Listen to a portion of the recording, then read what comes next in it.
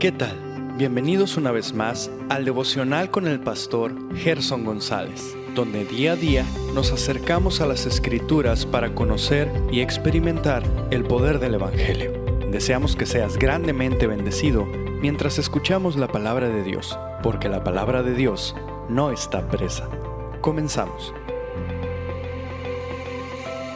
Muy buen día, sean todos bienvenidos a nuestro devocional. Como cada mañana es un verdadero gozo poder abrir las Escrituras nuevamente y pensar en este tema mayor en el que hemos estado hablando en los últimos episodios acerca del nuevo nacimiento. Hemos visto en los últimos episodios que el apóstol Pedro no cayó ante ese tema y habló de las bendiciones de los redimidos. Ahora yo quisiera moverme a la literatura paulina nuevamente e ir a la carta de Tito, porque también Pablo edifica a la iglesia que Tito está pastoreando, a los cretenses, y lo hace desde una perspectiva muy importante que yo quisiera considerar. Vamos a hablar en estos días sobre el carácter y la obra de Dios en la salvación, lo que Dios hace por su pueblo al regenerarlo. Eso es algo que no podemos perder de vista. Antes de llegar a nuestro pasaje, Pablo ha enviado a Tito a la isla de Creta. De acuerdo al capítulo 1, verso 5, lo está enviando para que pusiera orden en lo que quedó y designara ancianos. Pablo le envía esta carta alrededor del año 66 después de Cristo.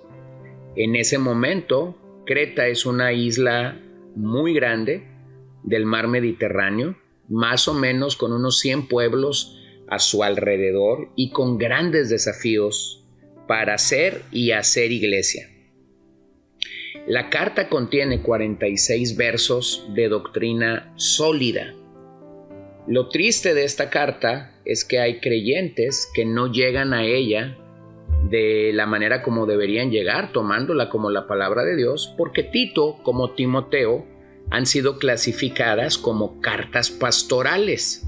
Y en el mal entendimiento de muchos creyentes, ellos asumen que estas cartas son documentos que única y exclusivamente quedaron escritas para dar consejos o mandatos a pastores. Y aunque eso es una verdad, nunca debemos perder de vista que pastores también son ovejas. Por lo tanto, los mandatos, los principios que emanan de estas cartas también son necesarias absolutamente para nosotros. Así que permíteme llegar a este capítulo 3, versos 1 al 8. Abre tu Biblia conmigo o escúchalo, pero ten la seguridad de que tu palabra, de que su palabra es lo que estamos compartiendo. Recuérdales que están sujetos a los gobernantes, a las autoridades, que sean obedientes, que estén preparados para toda buena obra, que no injurien a nadie, que no sean contenciosos, sino amables, mostrando toda consideración para con todos los hombres, porque nosotros también en otro tiempo éramos necios, desobedientes, extraviados, esclavos de deleites y placeres diversos, viviendo en malicia y envidia, aborrecibles y odiándonos unos a otros. Pero cuando se manifestó la bondad de Dios nuestro Salvador y su amor hacia la humanidad, Él nos salvó, no por las obras de su justicia que nosotros hubiéramos hecho, sino conforme a su misericordia por medio del lavamiento de la regeneración y la renovación por el Espíritu Santo, que Él derramó sobre nosotros abundantemente por medio de Jesucristo nuestro Salvador, para que justificados por su gracia fuéramos hechos herederos según la esperanza de la vida eterna. Palabra fiel es esta. ¿Escuchas eso? Palabra fiel es esta. Y en cuanto a estas cosas quiero que hables con firmeza, para que los que han creído en Dios procuren ocuparse en buenas obras. Estas cosas son buenas y útiles para los hombres. Qué maravillosa palabra de Dios. Al leer este pasaje puedo considerar al apóstol Pablo como un pintor, primero utilizando los colores grises, sombríos, y encima de ellos pone los colores vivos y brillantes que dan a la persona salva su nueva identidad en Cristo. El verso 3 describe a la persona sin Cristo, y allí es donde tenemos los matices sombríos de nuestro propio retrato. Así estábamos, esa era nuestra condición, versículo 3. Pero a partir del verso 4, el apóstol nos habla del carácter de Dios y su obra, y allí tenemos los colores brillantes que le dan belleza y colorido a este paisaje.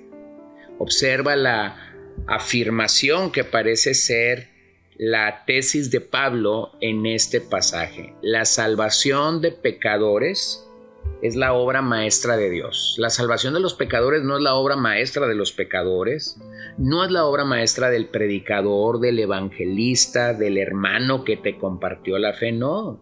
La salvación de los pecadores siempre es la obra maestra que solo Dios puede hacer.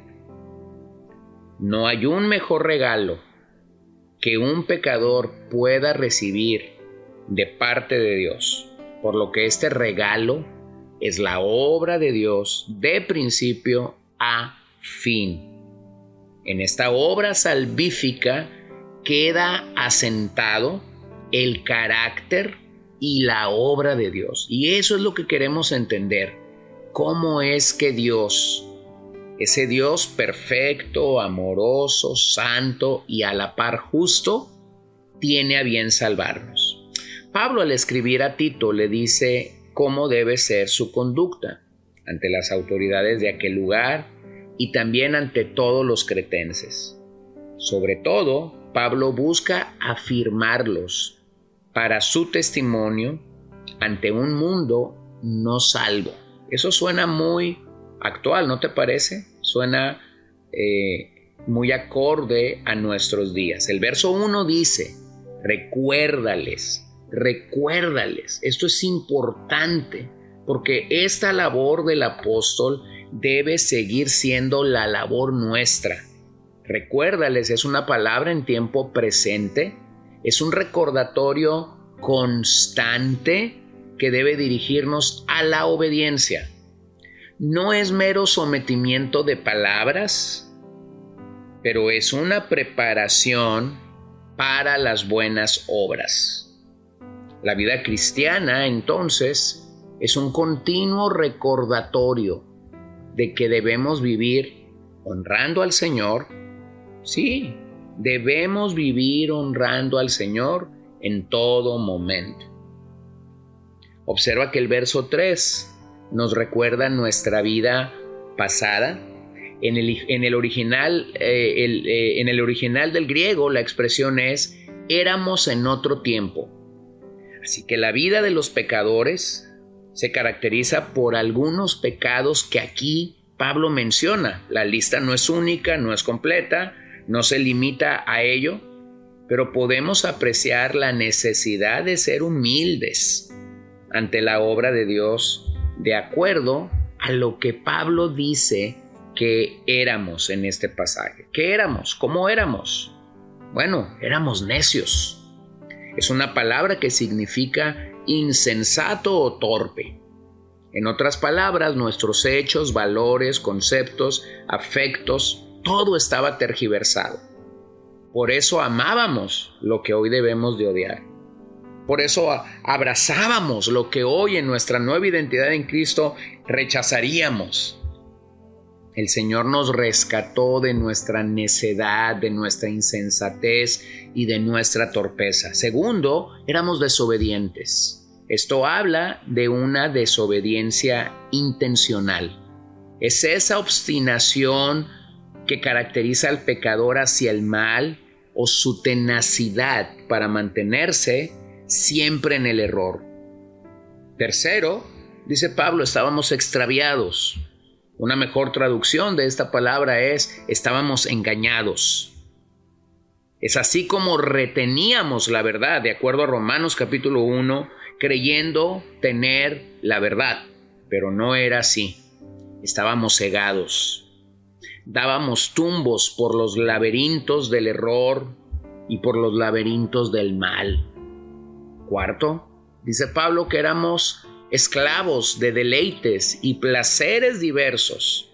La idea original de esta expresión habla de un estilo de vida activo, dentro de las concupiscencias y de los deleites. No eras espectador del pecado, no era espectador de la maldad, sino que éramos, de acuerdo a este pasaje, protagonistas. Quinto, vivíamos en malicia y envidia. El perímetro donde se tomaba la acción era la malicia, era la envidia. ¡Qué increíble! Sexto, aborrecibles y odiándonos unos a otros. En otras palabras, odiados y odiando los unos a los otros. Esta es una vía doble. Se envidia y se odia a la par, pero lo que tú haces también lo estás recibiendo. Bueno, si tú eres salvo, tristemente, esto en algún momento debió describir. Ese era tu corazón, dominado por los males morales que abundan en el hombre. Si tú no eres salvo, permíteme decir que a la luz de las Escrituras, esto te describe a ti, y por eso es que necesitas la obra salvadora de Dios en tu vida. Por lo tanto, si esto te define esta mañana a ti, necesitas clamar por salvación para tu alma. Y de eso es que los siguientes versos nos hablan esta mañana. De lo que Dios hizo por el ser humano para ofrecerle salvación. Así que los siguientes versos van a recordarnos cómo Dios nos salvó y por qué tú y yo debemos apreciar el Evangelio y vivir agradecidos por la obra perfecta y grata de Dios. Me impresiona cuando una persona, al hablar de su pasado, no tiene temor para decir: era un fornicario, era un adúltero, era un ladrón, pero el Señor de allí me rescató. ¡Wow! Esa es la obra de Dios. Así que, querido amigo, recuerda, si no fuera por la gracia de Dios, estos 6 calificativos o descripciones te seguirían señalando a ti. Así que si aún estás allí, permíteme terminar diciéndote que la gracia de Dios es suficiente para salvación. Vamos a orar. Señor, estoy agradecido esta mañana delante de ti, porque el verso 3, claramente, como Pablo dice, nos describe: éramos necios, éramos desobedientes, estábamos extraviados, éramos esclavos de deleites y placeres diversos, vivíamos en malicia y en envidia, aborrecibles y odiándonos unos a otros, pero por tu bendita gracia y tu misericordia ahora estamos en Cristo. Y nuestra posición se encuentra anclada en el maravilloso Hijo de Dios. Así que yo ruego que tú sigas obrando, que tú sigas manifestando tu gracia y tu favor sobre nuestras vidas día tras día, mientras nosotros más y más te conocemos. Pido eso en el nombre de Jesús en esta hora y te doy gracias por tu fidelidad y tu amor sobre nuestras vidas. Amén. Gracias por acompañarnos el día de hoy. No olvides compartir este devocional con todos tus conocidos y recuerda que puedes seguirnos en Podbean, Spotify y Facebook como CCBN Los Mochis para que puedas escuchar todos los mensajes, los devocionales y también seguir nuestras transmisiones en vivo. Esperamos que nos acompañes el día de mañana. Que el Señor te bendiga.